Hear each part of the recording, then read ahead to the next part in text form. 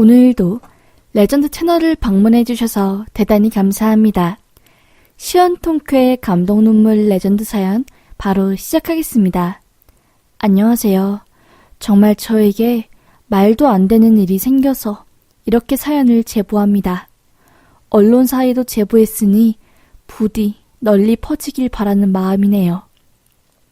저는 20대 중반 시절 사랑하는 남자를 만나 결혼을 하게 되었어요. 평범한 사랑을 했고 결혼할 나이가 되어서 자연스럽게 결혼을 한 거였습니다. 그런데 결혼 준비를 하고 있는데 남편이 조심스럽게 말을 꺼내는 겁니다. 자기야, 사실 내가 이야기 안 한 사실이 있는데 나 지금 너무나 심한 스토킹 당하고 있어. 대학 시절부터 나에게 광적으로 집착하고 정말 매일매일 내 일거일투족을 감시하고 따라다니는 여자애가 있거든. 정신적으로 좀 이상한 앤데 걔가 상상 속으로 나랑 결혼했고 내가 자기 남편이고 근데 내가 자기를 버렸대나 뭐래나 하면서 별별 이상한 생각을 하면서 날 괴롭히거든.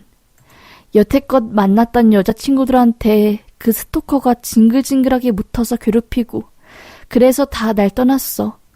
참다 못해 내가 경찰에 신고한 거고 한동안 잠잠해져서 그때 당신을 만났는데 나중에 일 터지면 그때 당신한테 말하면 늦을 것 같아서 혹시 모르니까 절대 당신한테 오는 모르는 번호 받지 말고 알겠지? 라는 겁니다. 저는 전혀 몰랐어요. 남편이 스토킹을 당하고 있다니. 그 이야기를 듣는데 등골이 오싹하더라고요. 제가 핸드폰 명의가 제 명의가 아니에요. 예전에 어떤 사건으로 인해 신상이 털렸어서 트라우마 때문에 제 명의로 핸드폰을 안 하고 부모님 명의로 핸드폰을 개통했고 아예 모르는 번호도 안 받거든요. SNS도 일절 안 하고요. 그래서 저희 신상을 그 스토커가 털지 못했나 봅니다. 저는 말했죠. 알겠다고. 그런데 왜 그 이야기 나한테 진작에 말 안 했냐고. 이제 우리 부부니까 숨기는 사실 없이 전부 말해달라고 했어요. 그때까지는 크게 신경 쓰지 않았습니다. 남편도 그때는 스토커가 지쳐서 떨어진 줄 알았거든요. 그런데 정말 소름 끼치는 거는 결혼식 끝나고 제가 신혼집으로 입성했을 때 시작되었습니다. 그 스토커가 어떻게 안 건지 저희 신혼집을 알아내서 편지를 보냈더라고요. 소름이 쫙 끼치더라고요. 내용은 이랬습니다. 여보, 빨리 보고 싶어. 우리 집에 언제 올 거야? 우리 애들 무럭무럭 크고 있는데. 여보는 어떻게 된 게 애들 보러 한 번도 안 올 수 있어? 여보 내가 죽일 거야? 내 손으로? 하면서 무슨 이중인격자가 글을 쓴 것처럼 두서도 없고 아이가 어쩌니 뭐니 할머니가 땅속에서 나와서 뒷구르기를 100번 했다느니 웃기지도 않는 기괴한 이야기들을 써놓은 겁니다. 저는 그냥 무시하라고 했는데 남편은 그걸 보자마자 식은땀을 뻘뻘 흘리면서 또 시작된 것 같다고 무서워 죽겠다고 하면서 예전 담당 형사님께 전화를 걸어 상황을 알렸나 봅니다. 형사님이 중간에 뭐 어떻게 제지를 한 건지 경고를 준 건지는 모르겠는데 하여튼 그 편지를 끝으로 더 이상의 연락이 오지 않았어요. 그러다 저에게 아이가 생기고 태교를 하기 시작했습니다. 만삭이 되었을 때 하루는 너무너무 크림 스파게티가 땡기더라고요. 예전에 남편이랑 연애할 때 신촌에 있는 크림 스파게티를 엄청 맛있게 먹었던 기억이 있어서 남편과 함께 그 스파게티 집을 갔습니다. 일 끝나고 남편이 그 가게 앞에 가 있기로 했고 저는 남편 도착할 시간에 맞춰서 출발했어요. 그렇게 신촌에 도착해서 그 가게 앞에 가려고 하는데 멀리서 남편이 보이는데 한눈에 봐도 엄청나게 남편이 당황해서 쩔쩔매고 있는 모습이었습니다. 남편 앞에서는 어떤 키 작고 뚱뚱한 여자가 남편이 목덜미를 잡고 막 자기 입술을 들이밀려고 난리가 났어요. 주변에 있는 사람들은 다 어쩔 줄 몰라서 한 번씩 쳐다보고 발을 동동 구르고 있었고요. 저는 깜짝 놀라서 남편이 있는 곳으로 달려갔어요. 그리고서는 그 여자의 팔목을 확 잡고 말했습니다. 당신 누구야? 당신 누군데 남의 남편 목덜미를 잡고 뽀뽀하려고 해? 당신 미쳤어? 이거 완전 범죄야. 이 아줌마가 진짜 미쳤나? 라고 화를 내려고 하는데 남편이 황급하게 저를 말리고 건물 안으로 데려가려고 하는 겁니다. 그 여자는 제 얼굴을 보자마자 뭐라고? 이 남자 내 남편인데 무슨 소리야? 배는 뭐야? 임신한 거야? 으악! 내 남편이라고. 내 남편이야. 내 거라고. 우리 결혼했잖아. 하면서 엉엉 울며 저를 막 때리려고 달려드는 겁니다. 남편이 순발력을 발휘해서 발로 그 여자를 차낸 덕분에 저는 겨우 그 여자의 발길질과 손길질을 피할 수 있었습니다. 주변에 있던 사람들이 경찰에 신고하고 나서야 상황은 마무리되었어요. 그 여자는 서로 끌려갔습니다. 알고 보니 남편이 저를 기다리고 있었는데 정말 우연히 그 스토커를 만난 거였답니다.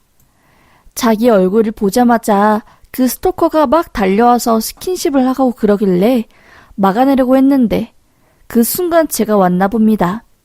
남편은 제가 남편이 아니란 걸 들키면 스토커의 표적이 될 수 있으니 전화해서 오지 말라고 하려고 했는데 딱 걸린 거였지요. 하여튼 그렇게 그날 이후 저는 그 미친 스토커의 표적이 되었습니다. 매일 저희 신혼집에 빨간색으로 쓴 저주의 편지를 보내고 가끔은 집 앞에 찾아오기도 했고요. 하도 시달리다 못해 거의 유산할 지경이 되니 도저히 못 참겠더라고요. 결국 이사했습니다. 신혼집 전세로 내놓고 다른 아파트에 월세로 들어갔어요. 그리고 그 스토커는 구속되었어요. 집행유예였는데도 계속 비슷한 범죄를 저지르고 다른 사람들한테도 이런 식으로 해서 고소당한 게 많았나 봐요. 그 스토커는 구속돼서 무슨 정신병원? 이런 곳에 감금되었다고 들었습니다. 그 이후 스토커는 더 이상 저희 부부에게 접근하지 못했고요. 저는 제가 멘탈이 강한 줄 알았는데 막상 당하니까 이겨내기 쉽지 않더라고요. 하여튼 다행히 순산했습니다. 눈에 넣어도 안 아플 정말 울망졸망 이쁜 딸 아이가 태어났어요. 저와 남편 모두 이국적인 얼굴이라서 딸도 외국 아이처럼 눈이랑 코가 굉장히 크고 시원시원했고요. 저는 퇴사하고 딸 키우는 거에 집중했어요. 그냥 바라만 봐도 너무 이쁘니까 애 태어나고 몇 달 동안 잠도 못 자고 엄청 피곤한데도 아이가 방긋 웃으면 피로가 싹 풀리더라고요. 하여튼 그렇게 육아를 하니까 눈 깜짝할 사이에 4, 5년이 흘러있더라고요. 아장아장 걸으면서 말도 곧잘하고 유치원 가서 애들이랑 잘 놀고 하는 게 얼마나 뿌듯했는지 몰라요. 그런데 그렇게 평화롭게 살고 있던 저희 부부에게 정말 생각만 해도 끔찍한 일이 생겼습니다. 딸 아이를 집에 두고 제가 잠깐 옆 동네에 있는 친구에게 옥수수랑 이것저것 구황작물을 받아오느라 집을 비웠습니다. 30분이면 되겠지 했는데 집에 돌아오는 길에 앞에 교통사고가 나서 차가 엄청 막히는 겁니다. 집에 혼자 있을 애가 상당히 걱정되었어요. 아이고 어쩌나 발을 동동 구르고 있는데 갑자기 뒤에서 소방차가 거의 20대? 정말 이 동네에 있는 모든 소방차가 총 출동한 것 같았습니다. 뭐야, 어디 불났어? 얼마나 크게 났길래 이렇게 큰 소방차가 수십 대가 와? 하고 있었습니다. 그런데 그 소방차가 저희 집 쪽길로 들어가는 겁니다. 왜 이쪽으로 빠져? 설마 아니겠지? 하고 저는 그렇게 꽉 막히는 도로 속에서 겨우 동네에 들어섰어요. 동네 안쪽에 들어서자 제 억장은 무너졌습니다. 검은색 연기가 활활 타오르는 그 집이 저희 집이었어요.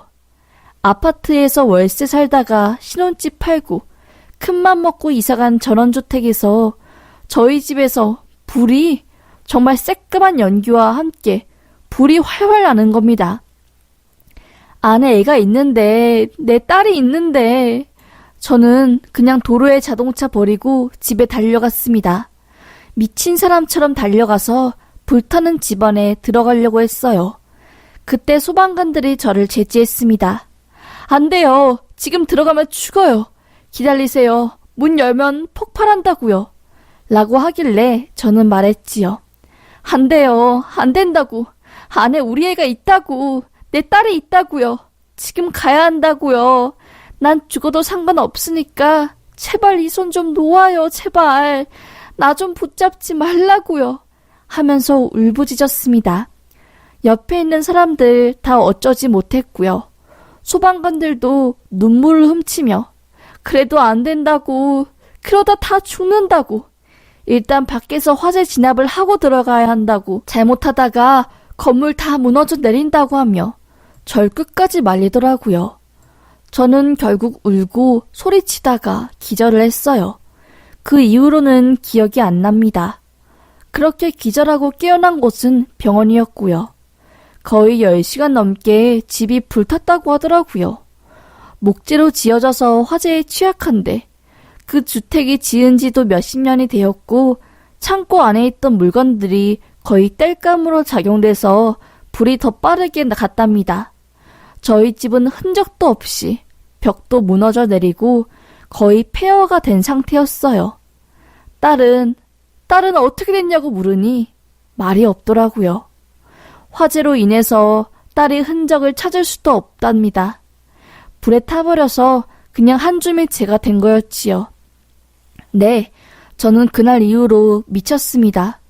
화재의 원인도 찾을 수 없었고 대대적으로 수사를 했지만 자연발화는 아닌 것 같고 그렇다고 해서 외부 침입자도 없어서 이상했지만 결국 집안에서 아이가 불씨를 건드렸다. 뭐 이 정도로 사건이 마무리되더라고요. 평범한 소시민인 제가 거기서 뭘 더 어떻게 할까요? 남편은 퇴사를 하고 거의 술독에 빠지다가 급성 뇌출혈로 인해 실려갔다 세상을 떠났고요. 저는 딸뿐만 아니라 남편을 잃은 슬픔에 환상이 보이고 거의 병원에서 살다시피 했습니다. 친정엄마가 저를 붙잡는다고 하루 종일 24시간 옆에 붙어 있었고요. 딸이 그렇게 가고 나서 거의 3년간은 정말 짐승처럼 살았어요. 딱 3년이 지나니까 정신 차려지대요. 현실이 보이더라고요. 이렇게 살면 안 되겠다 하면서요. 그렇게 그 길로 저는 다시 작은 회사에 외주를 맡아서 일을 했어요. 하지만 지나가는 아이만 보면은 달려가서 얼굴을 확인하고는 했습니다. 혹시 내 딸 아닐까 하고요. 솔직히 말하면 전 딸의 죽음을 믿지 않았어요. 분명히 어딘가에 살아있을 거라고 생각했습니다. 다들 죽었다고 이제 정신 차리라고 했지만 전 그게 쉽지 않았어요. 꿈에서도 딸 아이랑 놀며 하하호호 웃는 꿈을 꾸고 눈 뜨면 현실이 차가움에 눈물이 범벅이 되었지요. 그렇게 몇 년이 흐르고 서서히 제 속도, 정말 마지막 벼랑 끝, 바람이라도 불면 후 하고 떨어질 것만 같던 그 순간 모르는 번호로 전화가 오더라고요. 따르릉 따르릉. 한 번 전화 오면 말겠지 했지만 4통 5통이 연속으로 계속해서 오는 겁니다. 이상하다. 예전에 남편이 스토커 때문에 모르는 번호를 받지 않는 버릇이 있어서 이번에도 받지 않았어요. 그러자 핸드폰으로 문자가 한 통 온 겁니다. 경찰에서 온 전화이니 받으라는 내용이었어요. 황급하게 전화를 걸자 형사로 추정되는 사람이 충격적인 말을 하는 겁니다. 딸을 찾았다는 이야기였어요. 저는 말했죠. 지금 장난하세요? 보이스피싱인가요? 네? 라고 하며 화를 냈지만 형사님은 차근차근 충격적 이야기를 꺼내셨습니다.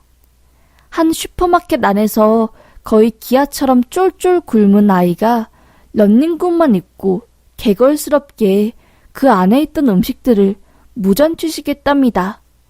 깜짝 놀란 슈퍼 아줌마는 이게 뭐하는 짓이냐고 호통을 치려고 했지만 아이의 행색이 심상치 않아 경찰에 신고한 거였지요. 그런데 그 경찰서에서 아이 신원조회를 하려고 했는데 도통 주민번호나 이름 이런 걸 알 수 없었답니다. 수상하게 여긴 경찰들은 수사에 들어갔고 알고 보니 그 아이가 제 아이였던 겁니다. 화재가 났을 때 아이의 자네를 찾는다고 유전자를 등록해 놓은 게 있었는데 그걸 통해서 그 아이가 제 아이라고 검사 결과가 나온 거였지요. 대체 죽은 줄로만 알았던 내 딸이 어떻게 살아온 거냐고 물으니 돌아온 대답은 정말 충격이 도가니 자체였습니다. 알고 보니 남편의 스토커, 그러니까 정신병원에 감금되어 있었던 그 여자가 형을 다 살고 세상에 나와 복수를 한답시고 저희 집에 불을 지른 겁니다. 완전 범죄를 꾸미고 아이를 저 몰래 데려간 뒤 집에 불을 지피고 유유히 떠난 거였지요. 불 때문에 흔적도 없이 온 집안이 다 탔으니 전 아이가 불에 타서 한 줌의 재가 되어버린 줄 알았던 거였고요. 그런데 아이는 멀쩡히 살아있었습니다. 그 스토커의 손에 들어간 아이는 제대로 먹지도 못하고 초등학교도 가지 못한 채 집에서 거의 감금되다시피 살다가 탈출한 거였어요. 그래서 기적적으로 발견된 거였고요. 사건을 접수하고 수사를 마친 경찰들은 바로 구속영장 발부받아서 그 스토커를 구속시켰습니다. 저는 믿기지 않는 이 이야기에 정말 맨발로 경찰서로 간 것 같아요. 아동 심리센터에 있던 아이를 보고 엉엉 울었습니다. 어릴 때 그 얼굴, 그 모습 그대로 큰 아이가 너무나 예뻤어요. 아이는 멀뚱멀뚱 절 쳐다보기만 했어요. 엄마인 줄 몰랐나 봅니다. 그때 제가 다가가서 아이의 본래 이름을 부르며 울부짖자 그제서야 아이는 예전의 기억이 생각이 난 건지 저를 꼭 껴안으며 엄마라고 외치더라고요. 그렇게 기적적으로 저희 모녀는 상봉했습니다. 애 아빠는 세상을 떠나고 없었지만 아이는 살아있었어요. 감사합니다. 하느님 감사합니다. 속으로 얼마나 외쳤는지 몰라요. 그래 세상아, 내가 내 딸 살아있다고 했잖아 하며 울었어요. 그리고 참지 못할 분노가 치밀어 올랐습니다. 그 스토커 때문에 내 인생이 이렇게 박살나다니. 전 그 여자를 죽일 마음으로 서로 들어갔습니다.